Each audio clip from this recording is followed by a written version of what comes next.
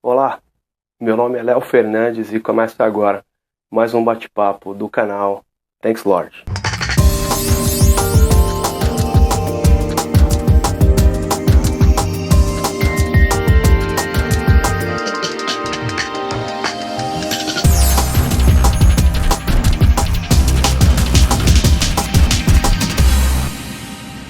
Olá, seja bem-vindo, seja bem-vinda ao canal Thanks Lord. Antes de mais nada, eu gostaria de agradecer as pessoas que curtiram, que compartilharam, aos amigos que tocaram no meu ombro e falaram, poxa, bacana o trabalho que você vem fazendo. Quero agradecer a todos vocês pelo incentivo, pelo apoio, pela força que estão dando para mim. Muito obrigado, viu? E o assunto que eu separei para hoje é uma espécie de texto. Na verdade, é um texto que eu gostaria de ler para vocês. Um texto que eu escrevi e que fala um pouquinho da imperfeição da igreja. O quanto a imperfeição da igreja é perfeita aos olhos de Deus. É meio maluco isso, mas eu tô falando da igreja antiga, né? A igreja primitiva, de fato. E eu queria começar o texto, ou melhor, o texto começa mais ou menos assim. Eu vejo pessoas com dificuldade de entender o que Jesus disse, quando disse, onde estiverem 2 ou mais reunidos em meu nome, aí estou com eles e no meio deles. Jesus estava ensinando qual é o DNA histórico e espiritual que dá significado à igreja. Ou seja, ele fala da verdade em relação ao corpo, fala sobre a união de pessoas. Nesse contexto fica mais do que clara a reconciliação, pois o ofendido procura o ofensor e faz de tudo para trazê-lo para o reino, para trazê-lo para perto, até que o próprio ofensor rejeite a conciliação ou se reconcilie de fato. Jesus diz que a gente deve perdoar nossos irmãos 70 vezes 7 em um único dia. Essa é a maneira de Jesus colocar a gente, eu e colocar você, numa tremenda saia justa e mostrar pra gente que a gente deve aprimorar o amor ao próximo cada vez mais. Antigamente, 400 anos após a morte de Jesus Cristo, o que impressionou os pagãos daquela época, os que observavam os cristãos, né, aqueles pagãos que observavam os cristãos, foi a perfeição dos cristãos. A perfeição em Cristo somente. Porque na verdade eles eram imperfeitos, brigavam entre eles, discutiam, enfim. Mas o que impressionou os pagãos daquela época foi o amor, a graça, que eles se tratavam entre eles e tratavam todo mundo ao redor deles. As pessoas diziam, nossa, olha como eles se amam, olha como eles praticam o bem. E é nítido na história que a perfeição da igreja é não se fazer passar por perfeita.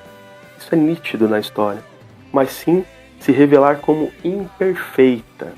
Porque ao mesmo tempo que é imperfeita, ela é um lugar de misericórdia e graça, trazendo a perfeição ao ser humano, a que de fato a gente necessita. Não existem bons ou melhores entre nós. Somos todos caídos e sujos. Isso é uma afirmação. Mas uma coisa pode nos diferenciar dos demais. E essa coisa é a nossa atitude, que deve ser honesta em relação à própria queda e sincera a respeito da graça que a gente tem recebido. Tá aí o segredo, né, da perfeição, que é ter a humanidade para viver por misericórdia. Então a gente tem que ser humano o suficiente, entender que nós vivemos por misericórdia. Só por isso.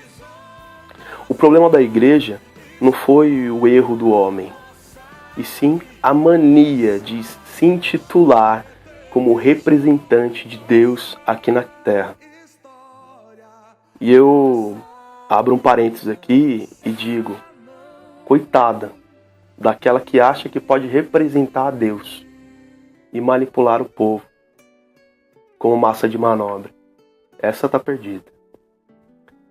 O que abalou o Império Romano daquela época não foi a perfeição da igreja, mas sim a humanidade, consciência da graça e as boas novas que falavam de Jesus e do seu amor, que é incondicional até hoje. Naquele cenário a gente podia ver a humildade, serviço, confissão, reconciliação, comunhão, coragem e tudo isso sem arrogância. Tudo isso apontado para Jesus. E o que é melhor ainda, tudo isso sem mimimi, sem conversinha.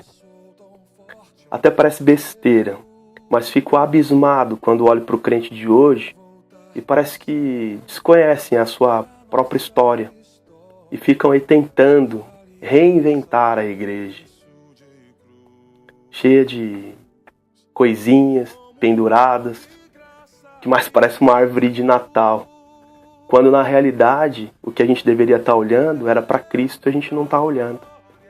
A gente fica embasbacado com as luzes piscando, onde o foco sequer chega perto de Cristo. Pois o crente se limita à festividade da árvore de Natal e esquece do real significado, que é Cristo. Mas ainda há algo pior, que são aqueles que dizem, é assim mesmo, a gente tem que se acostumar com isso, ou é desse jeito desde sempre, e a tendência é piorar. E eu te digo uma coisa, desde sempre, a tendência é piorar. Que cristão é você? Que crente somos nós? Que a gente abre a nossa boca e diz que a tendência é piorar, que é assim mesmo. Não, não é assim mesmo e não pode ser assim mesmo. Cabe a nós, a mim e a você, a mudar essa história, transformar, tirar isso do nosso meio.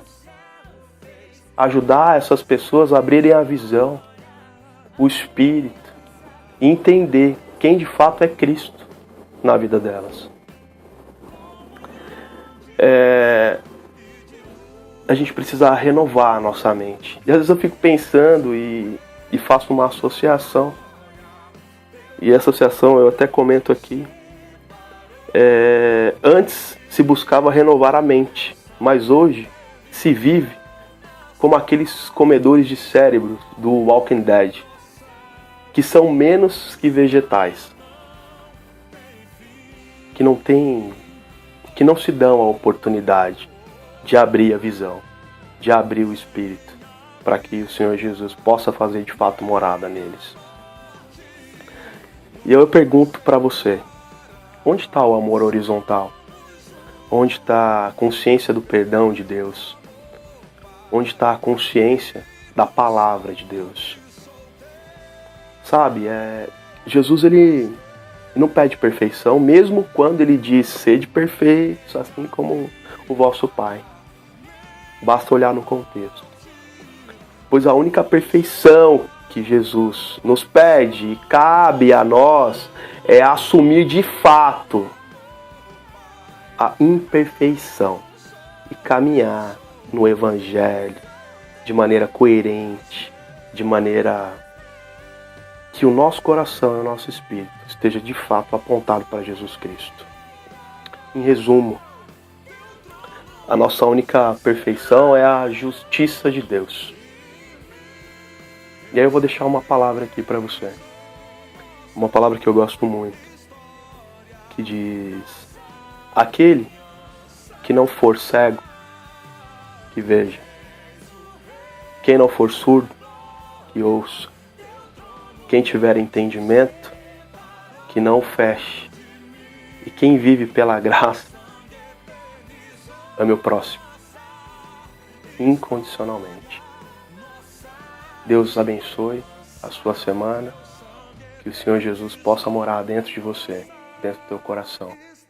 Uma excelente semana. Fique com Deus. Um abraço.